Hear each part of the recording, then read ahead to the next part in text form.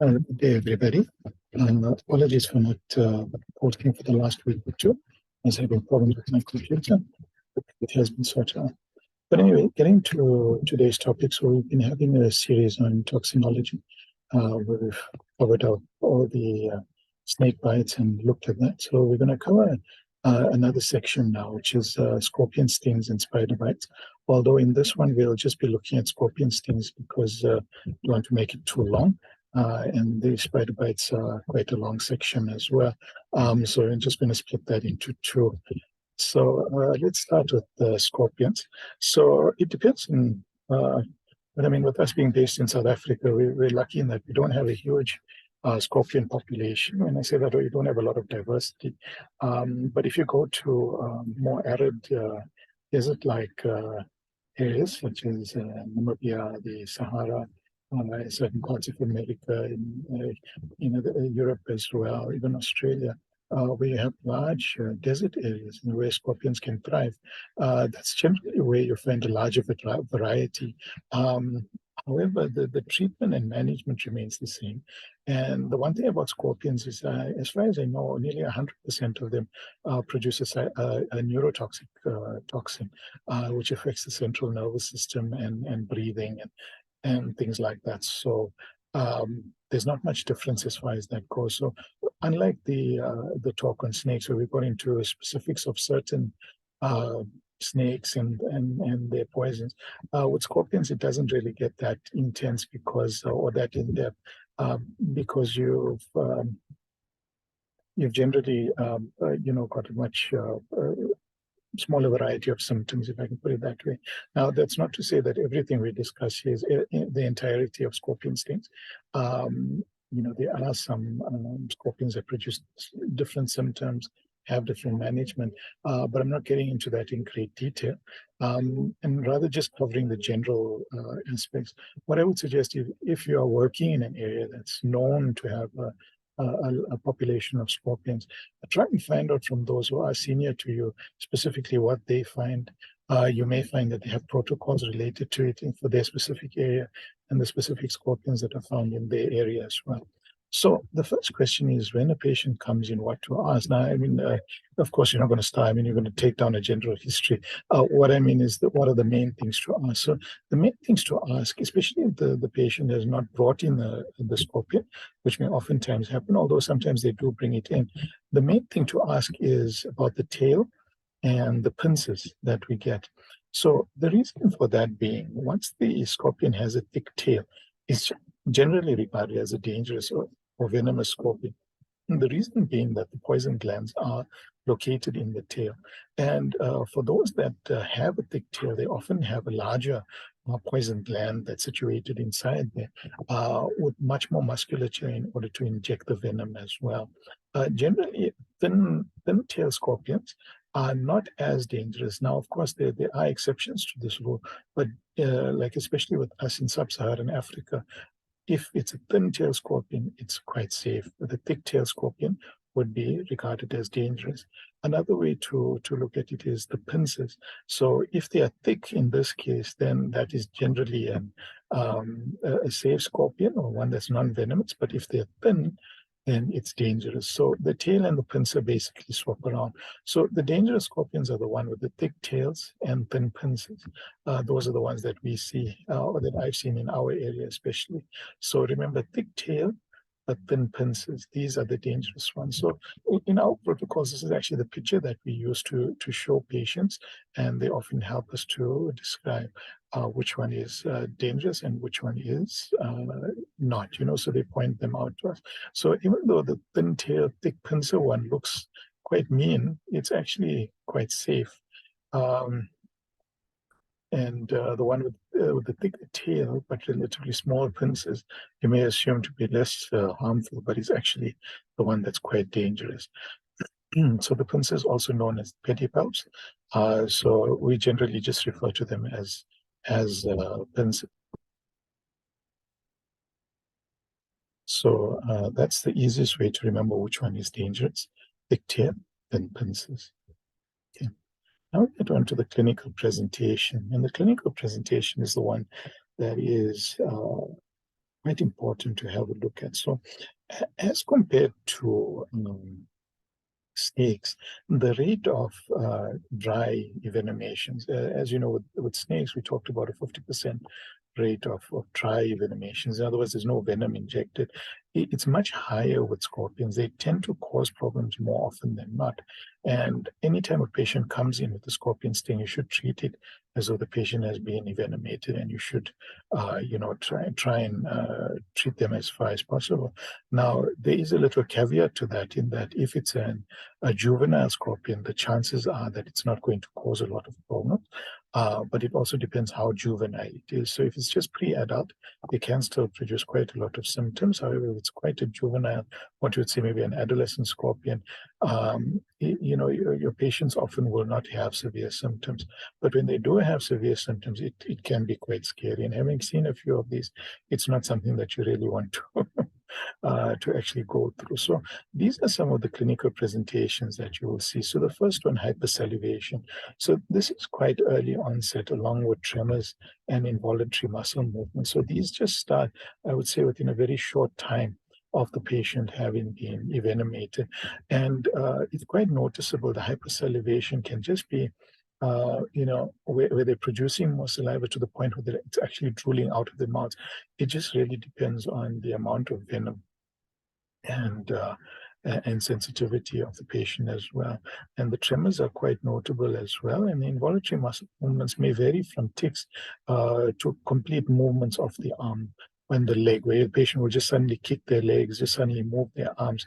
And it's related to the hyperreactive tendon reflexes. So if you were to do the tendon reflexes, the patient will have these very reactive tendon reflexes, and they may appear drunk and intoxicated as well, especially once it gets into the brain and the brain tissue. That's when you start noticing that. They have dysphonia, dysphagia, and dysarthria. So basically, the patient can't talk or swallow, and that leads into the hypersalivation, where they can actually start drooling, and it is quite a horrifying sight to see as this person starts getting more and more affected by the venom. So hyper and hypotension normally follow in that order as well. Patient will initially be hypertensive, and as the venom courses through more, then they start becoming hypotensive as well and can go extremely low, and hypothermic as well. So when you touch this patient, they are extremely hot, extremely, extremely hot. So some of the other things that we start to see, especially now, these are leaning more towards the CNS effects. So they start getting ptosis, drooping of the eyelids, increased sweating to the point of diaphoresis. So, especially combined with the hypothermia, you see it quite a bit. Urinary retention, so often you would have to pass catheters. These patients do tend to produce a lot of urine. And unfortunately, due to that, they can also go into renal failure, if left alone. Although they don't normally, if not treated, they won't last that long, unfortunately. But it has been documented, and they do go into acute cardiac failure, significant dysrhythmias. Now, I haven't categorized the dysrhythmias that they get, because in researching the topic, there is a large variation of the arrhythmias or dysrhythmias that we've seen. But the common thing was that the patient went into what was an acute cardiac failure, generally left-sided cardiac failure. So you'd find them having quite severe pulmonary edema and things like that. And then as the patient's neuroreceptors are depleted, the patient becomes completely flaccid. And all of these are signs of severe envenomation. So if you don't take anything else away, at least try and remember this patient who appears drunk, drooling, unable to talk to you, unable to pee, vitals that are all over the place, tremors, involuntary movements, droopy eyes. So basically, this person looks extremely, extremely sick. They are on death's door normally when they are presenting like this. So the thing that you also have to note is that the presentation in children is quite different. Although similar, but it has a very unique restlessness as compared to that's noted with adults. So with children, it's severe crying, uncontrollable screaming, really, you cannot get the child to stop no matter what you do. Even under sedation, the children will continue to scream quite a bit. Uncontrolled jerking, thrashing movements of the limbs, flailing, writhing, even mimic tonic-closing seizures. And this is what makes it very difficult sometimes with the kids as well. So I was unlucky enough to have a child like this a good few years ago. And I must be honest, it was quite scary because we were lucky in that we had the sample. The parent had managed to kill the scorpion, so at least we knew it was a scorpion. And the child did make it, although having to be transferred to a higher center. But just looking at the child, it really looked like this child was just having seizures, and that was it. And myself as well, I remember I had just started in the emergency department, it was just a few months, and it was quite scary to note, especially the screaming. It was quite intense. Now there was a video that I had found on YouTube, but I must be honest, it was very disturbing, and I didn't think anybody would really want to watch it. They just showed the child screaming, and this was in Texas after a bite. And if you want to, you can go onto YouTube and actually have a look at those. I'm not giving the link here, but if you look up child scorpion bite Texas, it normally comes up. I'm pretty sure it was Texas, yeah. So the problem with children is that they proceed to respiratory failure very quickly. Now, this has to do again with the depletion of the neuroreceptors, and all of these are actually also related to what you call it midbrain function. So, what happens is that the midbrain starts shutting down quite quickly. So they often become bradycardic, hypotensive, and then of course, the respiratory failure trumps those in that it happens quicker, but this is normally what happens to them as well. So how do you manage these patients? Now, there's quite a few things to remember here. And it's not the type of thing that you may remember initially. So there should be some sort of protocol wherever you are working that deals with scorpion bites. So in our case, we do have a protocol on our floor that somebody can very easily look up, and it's available electronically as well for you guys if you want. If you go onto the website and you go onto the protocols, it's under the toxicology protocols. We've got all of this as well. So it's a good thing just to keep on your phone, because there's quite a few things that you need to know. So the first thing, as with all patients, you conduct your primary survey, your secondary survey. So most of these patients will require early intubation within the first few minutes, especially with the hypersalivation and the tendency to go into acute failure and severe pulmonary edema. It's extremely important to intubate them early. Cardiac monitoring, as you can imagine. So if you have continuous cardiac monitoring, of course, that's great. The other alternative is to perform a full 12-lead ECG every 10 to 20 minutes. Now, this is looking for the arrhythmias. There's not normally anything like ischemias noted, but generally they quite severe arrhythmias. So why don't give atropine? Unfortunately, it enhances the adrenergic effects of the poison. So that's the reason that's given. Even if the patient is bradycardic, unless it becomes severely bradycardic, you try and avoid it as much as possible. We don't give fluid boluses. The reason being that you're going to push the patient into further pulmonary edema very quickly. So we give fluid at a slow, controlled rate. So similar to how you would rehydrate a mildly dehydrated patient. So a mildly dehydrated patient, you're going to give them maybe a liter over 4 to 5 hours. This is exactly how you would do it for a scorpion bite, scorpion sting victim, sorry, I'm saying scorpion bite. We don't give opiates, pethidine, morphine, the synthetic opioids, nothing, because this will just enhance the CNS depression. The same goes for Valium. Now, they do say not to give any antihistamines. I assumed it was because of the slight sedative effects as well. I couldn't find any other reason for that. And we try and avoid steroids as well. I mean, there's no real indication for it, as a patient doesn't generally have signs of anaphylaxis, but we do try and avoid steroids as well. So these are quite important, because these are the types of things that you may be tempted to give initially. I mean, you've got the screaming child, you may be tempted to actually sedate them and do things like that. but it's not really warranted. So how do you manage the pain? So you give paracetamol. Now, if you're lucky enough to have IV paracetamol, it does work quite well, and it really does help to settle the patient down without removing it completely. We apply cold packs to the wound, which also helps. And you give local anesthetic around the wound so that you try and avoid giving opiates and things like that. And we've done this for all of our patients, and it works quite well in giving the local anesthetic. It helps to stop the pain completely. The patient also becomes less restless. Although it's, depending on the severity of the envenomation, it can still be quite bad. And then the muscular pain is controlled by giving slow infusions of calcium gluconate, calcium chloride, if that's what you have available. But we normally use calcium gluconate. So we add 10 mils of the solution into 200 milliliters of crystalloid or dextrose and infuse it over 30 to 45 minutes. And having done it, I can tell you it does really assist for the muscular pain as well. So as far as, so that's the end of that.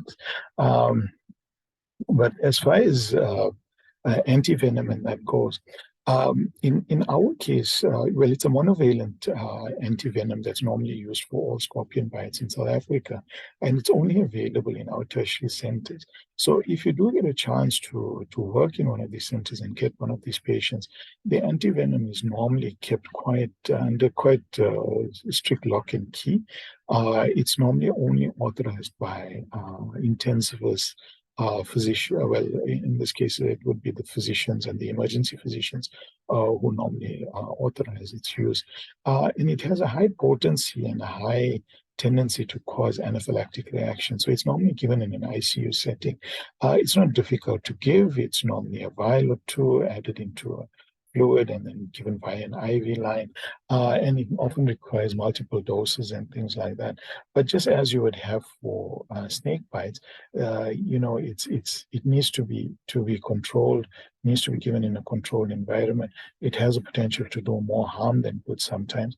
And it also basically blocks the receptors for the venom. So time is of the essence as well. So like as I was mentioning during the snake bite presentation, in our case it's quite strange that it's normally kept a few hours away from where we are, but these are the rules. Now if you work in different countries, they'll have different rules. You may have the antivenom available immediately, and I think it also depends on the severity of the locality. So if you're in a locality that has a large number of scorpion stings and it's known, they'll normally have it available, at your hospital, even at your local dispensary, whatever it may be. It should be available because it's known that patients do get stung and things like that. In our case, we see maybe 1 or 2 a year. So I understand, and within our province as well, it's not as prevalent. So I understand why they keep it centrally. Although when it does happen, it's quite frustrating to see this patient deteriorate, and you need to arrange, urgent transport. I know that's they normally arrange air transport, so at least that cuts the time down to about 14 minutes of traveling. But that's with 2 hours of preparation. So it normally doesn't make much of a difference. So anyway, I hope you guys enjoyed that, and we'll cover spider bites the next time. And I hope that you all enjoyed it. Okay, bye.